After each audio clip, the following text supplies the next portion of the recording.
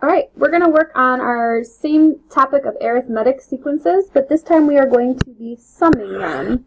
So we're going to look back at that summation notation that we've talked about before. And remember, this turns things into what we call a series, where we are adding up a bunch of terms of a sequence, as opposed to just listing them with commas. So arithmetic, we decided there's a common difference between them. So you're constantly adding something, which also might look like subtracting, but you're always adding or subtracting to a certain value. You can only find the sum of a finite arithmetic sequence. If your arithmetic sequence is infinite, so let's go 1, 2, 3, 4, 5, 6, plus, or comma,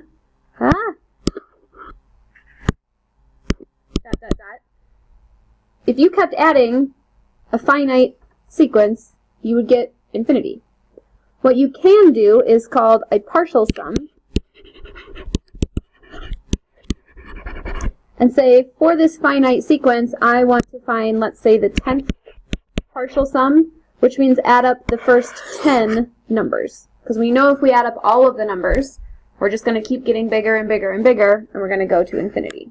So, finite arithmetic sequences is what we're going to add, or we might look for the partial sum of an infinite. So, first thing, find the sum of the numbers from 1 to 1,000 without simply, in your calculator, going 1 plus 1,000. Okay? Or 1 plus 2 plus 3 plus 4 plus 5 all the way to 1,000. To start this task, I'm going to tell you a little story about a man named Gauss. I believe it was when he was in like 3rd or 4th grade. His teacher put on the board that they were supposed to add all of the numbers between 1 and 100. And so his classmates immediately started working on some arithmetic and doing 1 plus 2 plus 3 plus 4, blah, blah, blah, blah, blah. Gauss said the answer was 5,050. Very, very quickly.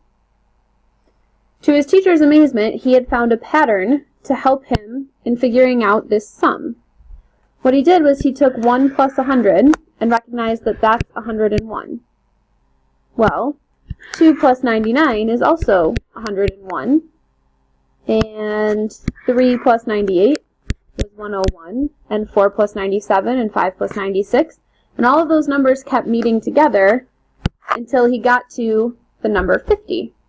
Okay, so he kept pairing things up, right? And eventually, what he found is that he had 50 pairs of the number 101.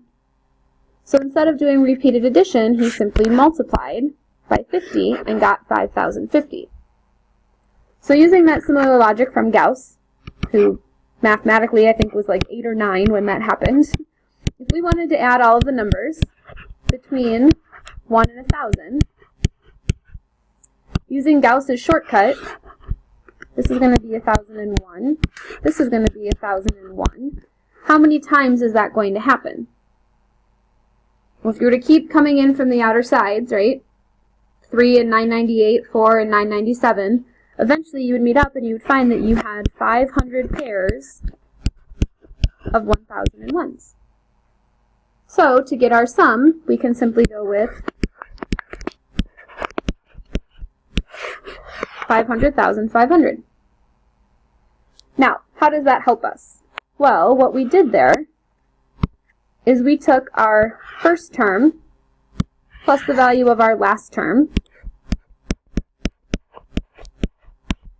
and we multiplied it by 500. How does 500 relate to 1,000? Hopefully you're saying that's half of 1,000. And that's the sum of the first 1,000 counting numbers. Making that more general, you have a formula box. Go ahead and in that formula box, go ahead and write the sum of n amount of numbers is equal to n over 2 times a sub 1 plus a sub n. Now again, we're going to do some labeling here. So this S stands for sum. These n's here, sorry, I'm not very good with space on this. These n's are the total number of terms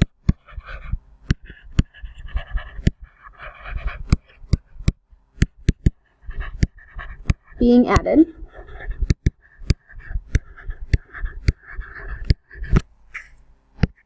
This a sub 1 is the value of the first term.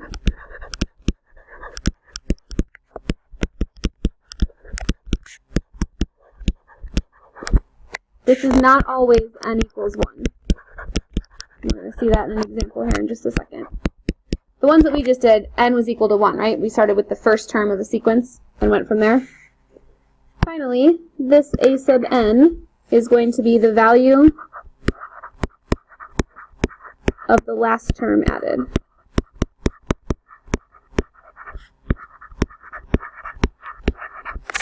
Okay?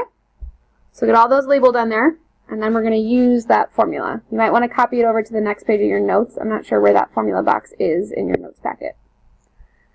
But to solve, so we are looking to sum, remember that's what our sigma is, all of the numbers from 1 to 100 that fit this sequence.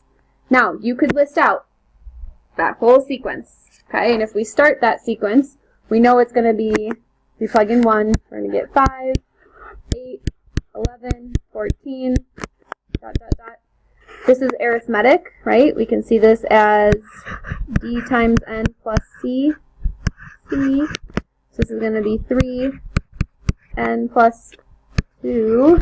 Okay, so you could do it the long way, or we can use our shortcut that we just learned. We are summing up from 1 to 100, which means we are summing up 100 terms. The value of our first term is when n equals 1, and that's going to be 5. The value of our last term is going to be when n is 100, so that's going to be 302. 100 divided by 2 is 50 times 308. If you have your calculator handy, 15350. Much more efficient than writing out all of the terms and adding them up by hand. Okay? This next one is a little bit different because we're not starting at n equals 1. So we're not just summing 25 numbers. Okay? We can't just take that shortcut. We're summing from 5 to 25. So if you count on your fingers, 5 to 25, you're actually adding 21 numbers. But Ms. Schwartz, 25 minus 5 is not 21. Good, I agree with you, okay? But you have to think about, you're starting with the 5th term in a sequence, so you're adding the 5th term plus the 6th term, 7th, 8th, 9th, 10th, 11th, 12th, 13th, 14th, 15, 16, 17, 18, 19, 20, 21, 22, 23, 24, 25 lands you at 21 numbers that you are adding together. Okay, so if you need to count it out and think about that, you can. Our a sub 1, or our first term, is going to be what happens when we plug in 5. Well, 4 times 5 is 20, minus 7 is 13. Our final term is going to be what happens when we plug in 25. 4 times 25 is 100, minus 7 is 93. If you have your calculator handy again, this gives us a sum of 1,113. So again, you could list out all of the terms from 5 to 25 or from 1 to 100 and add them by hand, but using this formula that Gauss essentially came up with, okay, is a much more efficient way to do it. Biggest thing to be careful of, n is the number of terms that you're adding.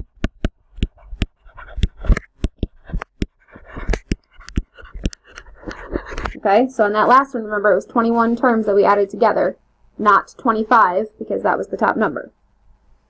Alright, that's it. Time to do some practice.